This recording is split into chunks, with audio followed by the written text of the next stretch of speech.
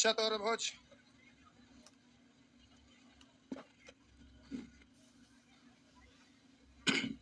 Heading दीजिए चतुर्भुज quadrilateral. लिखिए। हम सोचे ठंडा पड़ गया, मोटा जैकेट पहन लिया, गर्मी लग रहा है ना, दिक्कत हो जाता है।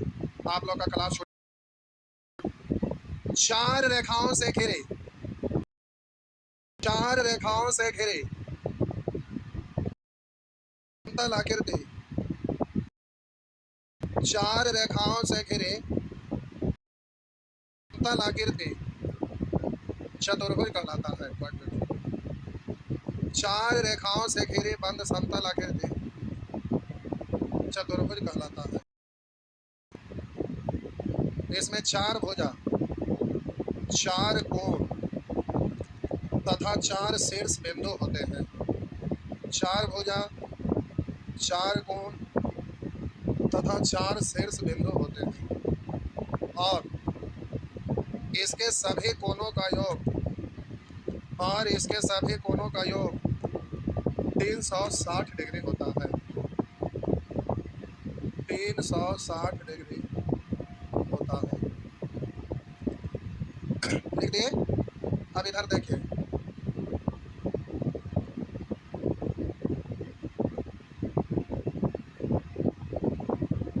सभी भुजा की लंबाई अलग अलग है। A B C D. आपका भुजाएं A B B C C D तथा डी है। कोण डी ए बी यानी कोण है, कोण ए बी सी यानी कोण बी सी डी यानी कोण सी तथा कोण सी डी ए यानी कोण शीर्ष बिंदु ए बी सी तथा डी। कोण ए प्लस कोण बी प्लस कोण सी प्लस कोण डी बराबर 360। छापिए।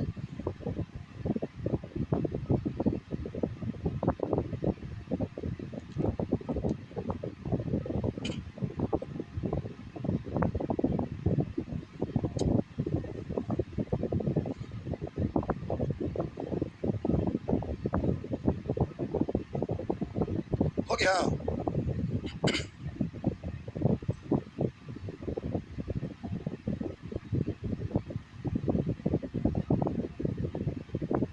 छापिए, फटाफट छापिए।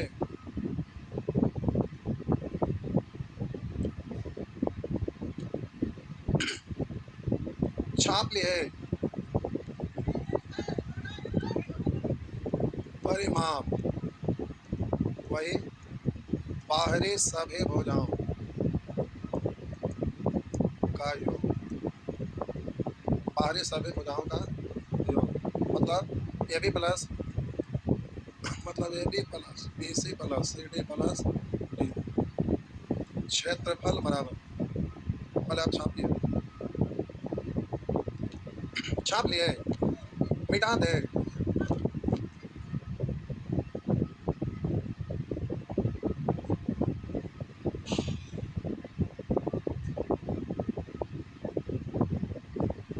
पढ़े।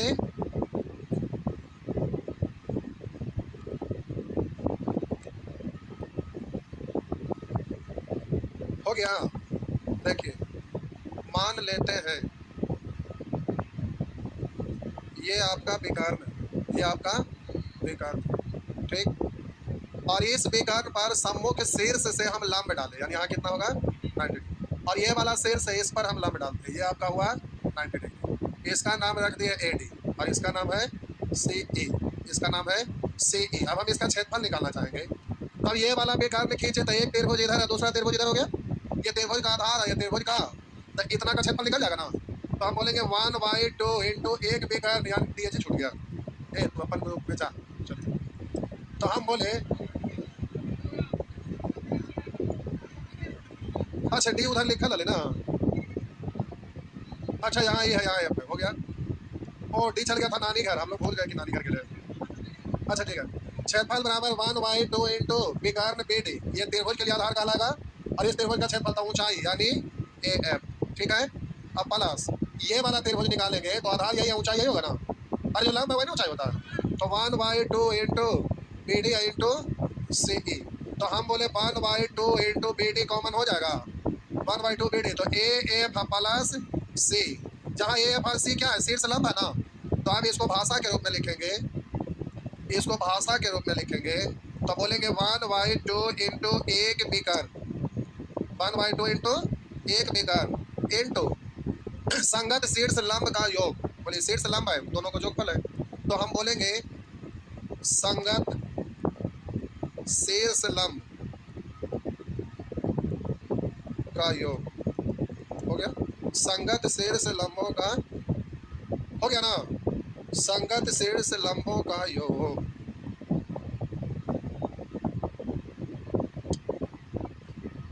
हो गया, हिंदी में समझ में नहीं आ रहा है, समझ आ रहे हैं, चलिए बढ़िया है।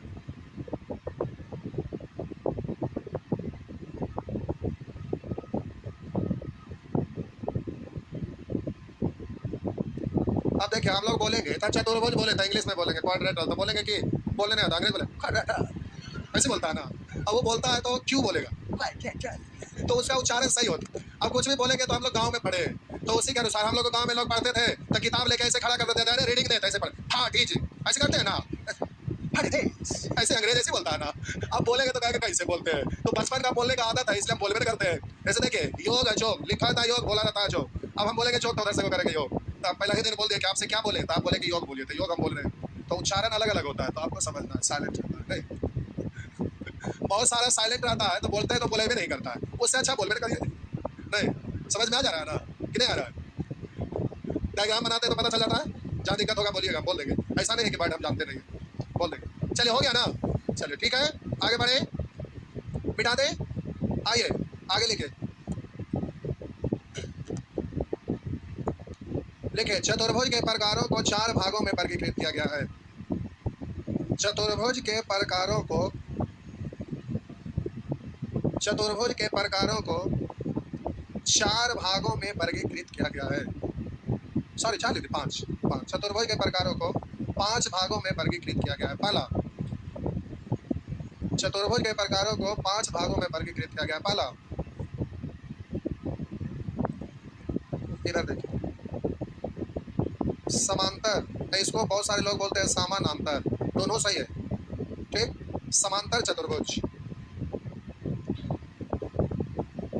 इसको इंग्लिश में क्या बोलते हैं, पैरेललोग्राम। समानांतर चतुर्भुज। दूसरा, आयत। तीसरा, सम चतुर्भुज। तीसरा, सम चतुर्भुज। चौथा, वर्ग। पांचवा, समलंब चतुर्भुज, समलंब ट्रेपीजियम। पांचवा, समलंब चतुर्भुज।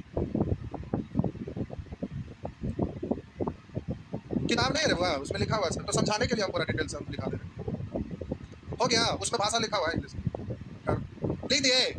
अब याद रखिएगा इसी सीक्वेंस में, हम जिस सीक्वेंस में लिखा रहे हैं, क्योंकि इसका प्रॉपर्टी यानी इसका जो गुण है, इसी क्रम में लिखिएगा तो एक बार में आपका माइंड में सेट हो जाएगा। इसलिए क्रम आप जारी रखेंगे, समानांतर, उसके बाद आयत, उसके बाद सम चतुर्भुज, फिर वर्ग, फिर समलंब चतुर्भुज। सीक्वेंस आप यही ध्यान में रखेंगे। अब हेडिंग देंगे सम चतुर्भुज, सॉरी समानांतर चतुर्भुज। हेडिंग देंगे समानांतर चतुर्भुज, हेडिंग देंगे समानांतर चतुर्भुज। वैसा चतुर्भुज, वैसा चतुर्भुज जिसके आमने सामने के भुजा, वैसा चतुर्भुज जिसके आमने सामने के भुजा आपस में समानांतर हो, वैसा चतुर्भुज जिसके आमने सामने के भुजा आपस में समानांतर हो, समानांतर चतुर्भुज कहलाता है, समानांतर चतुर्भुज कहलाता है। लिख दिए। आप प्यारे इधर देखिए,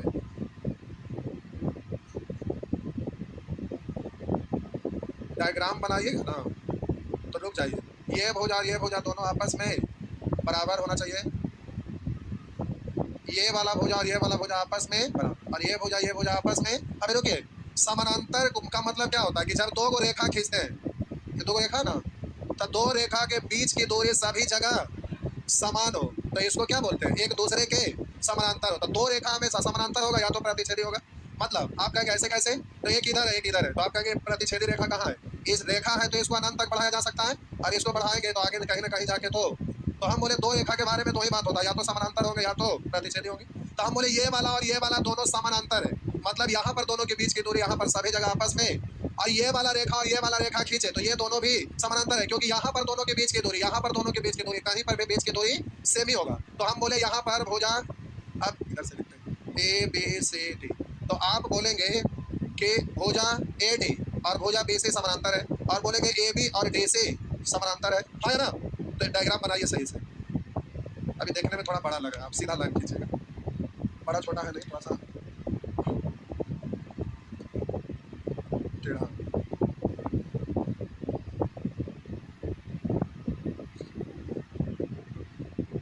हो गया,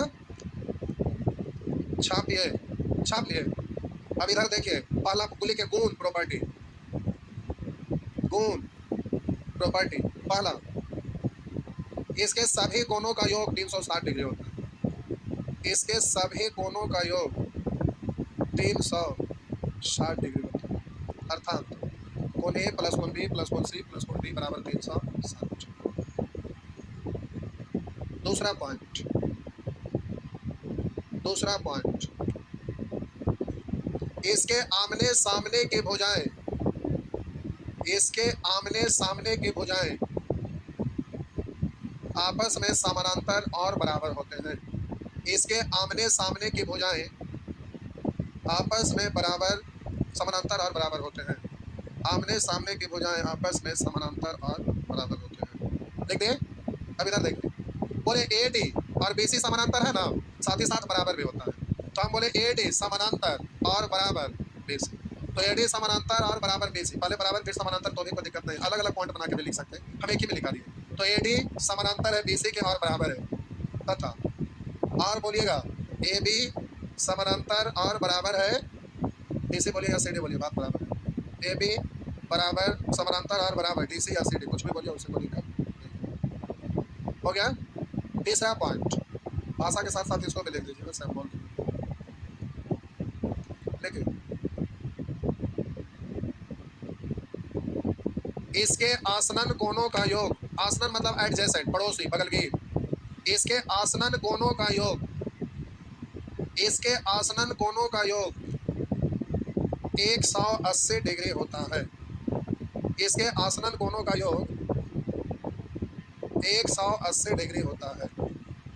आसनन मतलब पड़ोसी, एडजेसेंट। देखिए, बोले एक आसनन बी भी है और एक आसनन डी भी, मतलब एक का पड़ोसी बी भी है और एक का पड़ोसी डी है, तो दोनों का योग कितना होगा, 180। जैसे अब हम बोले कि ए का पड़ोसी बी भी है डी भी है, उसी तरह से बी का पड़ोसी ए भी है सी भी है, अब बोलिएगा सी का पड़ोसी बी भी है डी भी है, तो हम इस तरह से सजा के लिखते हैं कि सब एक दूसरे का हो जाए। जैसे देखिए, हम बोले कोण ए प्लस कोण बी, ये दोनों पड़ोसी है, इसके कोणों का योग कितना है, 100। तो आप बोलेंगे सर कोण ए प्लस डी भी लिखिएगा, तो हम सीरीज में लिखते हैं ताकि माइंड में आपका सेट हो जाता है। ए बी, अगला बार लिखते हैं बी सी,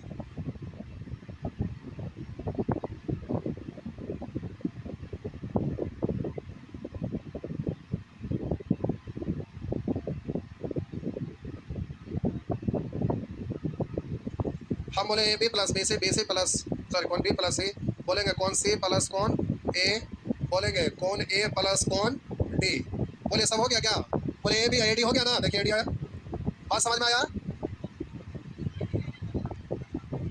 ए बी बी सी सी, हाँ इधर लिखा, वो बैटरिया खत्म हुआ जो उधर ध्यान चल, A B B C C D D है, तो यहाँ पे डी है लिखे, ठीक है, सीरीज में आपका डी है, A B B C C D D है, सर आ गया ना। तो इसके आसनन कोणों का योग 180, बुलाइएगा नहीं, ये सारा चीज ज्योमेट्री में काम आएगा, ज्योमेट्री में अलग से लिखाने वाले नहीं है, क्योंकि आपको शुरू से ही हम बोल रहे हैं कि ज्योमेट्री भी साथ में लेके चल रहा है, टोटल पॉइंट उसके अनुसार भी है, मेंसुरेशन में क्षेत्रफल परिमाप यही सब का जरूरत है, ज्योमेट्री में टोटल चीज का जरूरत है। हो गया, अगला पॉइंट, इसके सम्मुख कोणों, सम्मुख मतलब वर्टिकली अपोजिट, इसके सम्मुख कोणों का योग, इसके सॉरी सम्मुख कोण आपस में बराबर होते हैं, इसके सम्मुख कोण आपस में बराबर होते हैं, इसके सम्मुख कोण आपस में बराबर होते हैं। तो बोलिए कोण ए का सम्मुख कोण कौन है? सी, यानी कोण ए बराबर कोण सी। तथा बोलिए कोण बी का सम्मुख कौन है? डी, यानी कोण बी बराबर कोण बी। अगला पॉइंट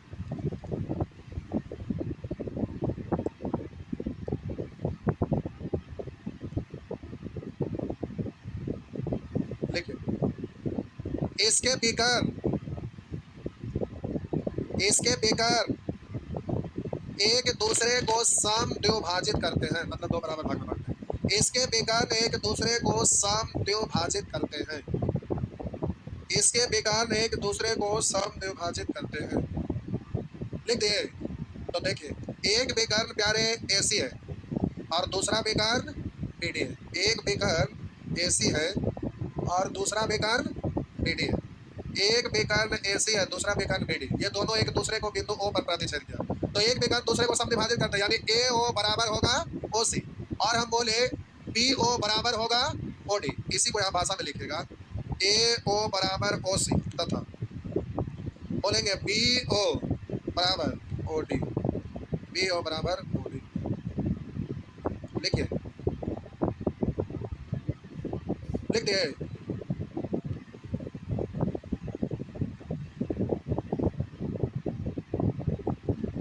लिख दिए। अरे बोलिए ना, आ जाना। लेकिन इसके बेगान इसे दो समान त्रिभुज वाला क्षेत्रफल में विभाजित करता है। इसका विकर्ण इसे दो समान त्रिभुज इसका विकर्ण इसे दो समान त्रिभुज वाला क्षेत्रफल में विभक्त करता है। लिख दिए। लिख दिए। तो देखिए ये आपका प्यारे समानांतर चतुर्भुज है, ठीक, जिसका नाम है ए बी सी डी। तो हम ये वाला विकर्ण खींचे, कौन वाला? ए सी। तो ये वाला देखिए, ये विकर्ण खींचे तो दो को समान त्रिभुज में विभक्त हो गया, जितना ये होगा उतना ही ये होगा। उसी तरह से अगर हम ऐसा बोले कि ये वाला विकर्ण हम खींचे इस बार ये, तो ये आपका ए बी सी डी, तो हम विकर्ण बी डी खींचे तो भी ये दो समान त्रिभुज वाला क्षेत्रफल में विभक्त होगा। अर्थात त्रिभुज ए बी सी का क्षेत्रफल बराबर त्रिभुज ए डी सी का क्षेत्रफल, ए डी सी का क्षेत्रफल, तथा और इधर आइए त्रिभुज ए बी डी का क्षेत्रफल, त्रिभुज ए बी डी का क्षेत्रफल बराबर होगा त्रिभुज बी सी डी का क्षेत्रफल, त्रिभुज बी सी डी का क्षेत्रफल।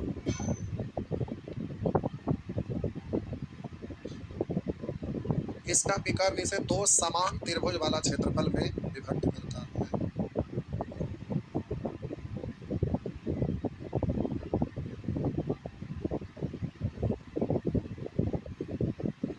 लिख दे।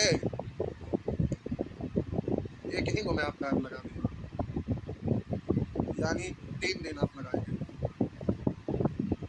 आज कल परसों, क्या दिन लगाएंगे? 3 दिन लगाएंगे। हो गया, मिटा दें।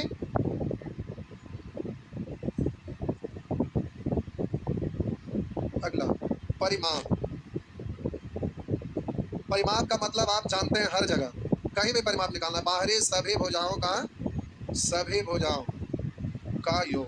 तो ई तो हो गया, ठीक है भाई, सब दे ले तो ऐसे लिख दे, लेकिन अब अलग अलग है तो उसका वेशभूषा अलग अलग है, दूसरे स्टाइल में आप समझाते हैं, ध्यान दीजिए।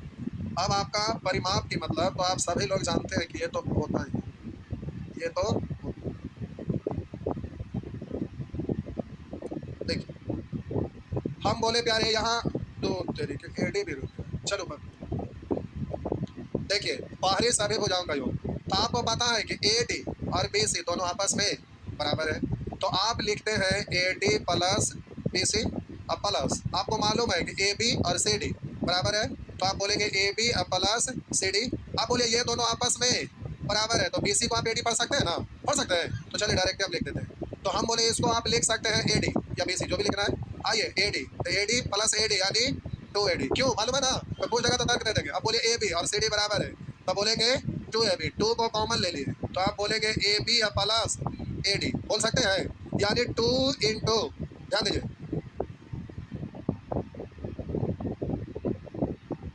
ये दोनों भुजा संगत कहलाएगा, या ये दोनों भुजा संगत कहलाएगा, या ये दोनों भुजा संगत, या ये दोनों भुजा, तो संगत दो भुजाओं का योग, संगत मतलब अगल बगल, तो हम बोले संगत भुजाओं का योग, संगत भुजाओं का योग। अब भाषा के रूप में ऐसे रख सकते हैं, 2 इंटू संगत भुजाओं का, यानी ये लंबाई दिया है, ये लंबाई दिया है, दोनों को जोड़ के 2 से गुना, बस।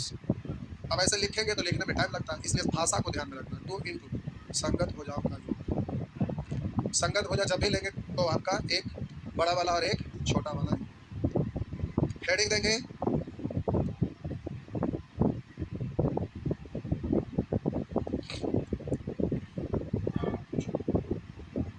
हेडिंग देंगे, छापिए छापिए, दोनों हाथ से छापिए। दोनों हाथ से कैसे छापते हैं? आधा लाइन इस हाथ से, आधा लाइन इस हाथ से। हाँ, एक हाथ से कॉपी पकड़िए, एक हाथ से दोनों हाथ हुआ ना। हाँ, ठीक है, हो गया। हेडिंग देंगे क्षेत्रफल निकालना। हेडिंग देंगे क्षेत्रफल निकालना। हेडिंग दे दिए, क्षेत्रफल निकालना, अंडरलाइन कर दीजिए, स्टार लगा दीजिए, अलग अलग तरीका से निकलता है, अलग अलग कंडीशन में। आइए हेडिंग दीजिए, उसके नीचे में केस 1, केस 1, जब आधार और ऊंचाई दिया हो, जब आधार और ऊंचाई दिया हो, जब आधार और ऊंचाई दिया हो, तो प्यारे ये है आपका समानांतर चतुर्भुज, ये है आपका समानांतर चतुर्भुज। अब इसमें आधार और ऊंचाई दिया हो तो आधार इस भुजा को पढ़ सकते हैं। अब एडी लिख देगा, तो एडी और बीसी बराबर है, तो आपको समझ आना चाहिए कि एडी बोले या बीसी, बात तो बराबर, आपको अपना सेंस लगाना है। और ऊंचाई, ऊंचाई का मतलब ये वाला दिया हुआ, अब यहाँ से रहे या यहाँ से रहे, बात तो कहीं पे खींचा हुआ है, हमको ऊंचाई चाहिए। तो हम बोले आधार और ऊंचाई दिया हुआ हो तो क्षेत्रफल निकालना है। तो प्यारे आपको समझ में अच्छा से आए इसलिए हम इसको इधर से मिला देना चाह रहे हैं, इधर से मिला देना चाह रहे हैं। तो हमारा आधार की लंबाई दिया रहे और ऊंचाई दिया रहे, तो क्षेत्रफल निकालने के लिए क्या करेंगे? तो हम बोले क्षेत्रफल निकालना है, तो अभी अभी आप सीखे थे कि इसका विकर्ण इसे दो समान त्रिभुज वाला क्षेत्रफल में विभक्त करता है, यानी ये वाला त्रिभुज और ये वाला त्रिभुज दोनों आपस में बराबर होता है। एक विकर्ण कीजिए तो ये दो बराबर त्रिभुज में बट गया ना। तो इस त्रिभुज का क्षेत्रफल निकालिएगा तो 1/2 इंटू आधार, आधार मतलब बीसी इंटू ऊंचाई, ऊंचाई का मतलब ए। ऐसा ऐसा क्या त्रिभुज है? 2 को त्रिभुज आता है, 2 से गुना किया तो ये कट जाता है, तो इसको बोलते हैं बीसी इंटू ए। मतलब आप बोलेंगे आधार अगुने ऊंचाई, आधार अगुने ऊंचाई, ध्यान में रहेगा ना। यानी समानांतर चतुर्भुज हो और आधार और ऊंचाई दिया हुआ हो, क्षेत्रफल निकालना है तो आधार गुने ऊंचाई कर देंगे, आधार गुने ऊंचाई, तो आपका क्षेत्रफल निकल जाएगा, आधार गुने ऊंचाई। नेक्स्ट,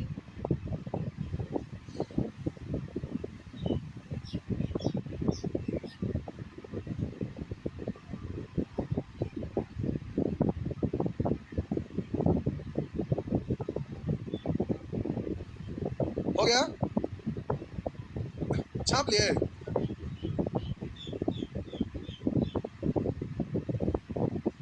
केस 2, जब एक बेकर और आसनन भुजाओं में से प्रत्येक की लंबाई दिया हुआ, लंबाई दिया, जब एक बेकर और आसनन भुजाओं में से प्रत्येक की लंबाई दिया हो,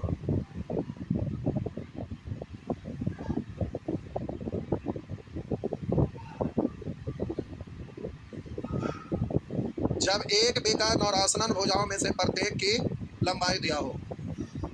लिख दिए? अरे हाँ तो हाँ, ना तो ना। हाँ, आप बोलिए, मान लेते हैं एडी भुजा और बीसी ये तो बराबर ना है, और बोलिए ए बी और सी डी ये बराबर ना है। तो हम बोले जब एक विकर्ण यानी एसी विकर्ण या बीडी कोई एक विकर्ण दिया हो, जब एक विकर्ण आसनन भुजाओं में से प्रत्येक की लंबाई, तो मान लेते ये इसका आसनन ये है तो ये दोनों दिया हो, या ये दिया हुआ ये दिया हुआ, तो ये रहे या ये रहे, बात तो ये दिया रहा है या ये दिया रहा है, क्योंकि ये दोनों तो आपस में बराबर है। तो हम एक विकर्ण की लंबाई दिया, मान लेते हैं कि एसी की लंबाई दिया हुआ है, मान लेते हैं एसी की लंबाई डी है, और बोलेंगे एडी की लंबाई सी है, और मान लिया कि सीडी की लंबाई ए। हम बोले कि एक विकर्ण और आसनन भुजा में से प्रत्येक की लंबाई दिया हुआ है। तो आपको पता है कि जब ये विकर्ण खींचे तो दो समान त्रिभुज वाला क्षेत्रफल में बट गया। अब इधर से विकर्ण खींचे, इधर से, अब दोनों खींचे की जरूरत ना, इतना अकल आपके पास है, बात समझ गए। तो हम बोले ये आपका कैसा आकृति बन गया? त्रिभुज है, और ये त्रिभुज का तीनों भुजा की लंबाई दिया हुआ है, तो त्रिभुज का क्षेत्रफल निकाल सकते हैं। तो इस त्रिभुज का क्षेत्रफल निकल जाएगा, उसमें हम 2 से गुना कर देंगे तो ये भी निकल जाएगा, यानी पूरे डायग्राम का क्षेत्रफल निकल जाएगा।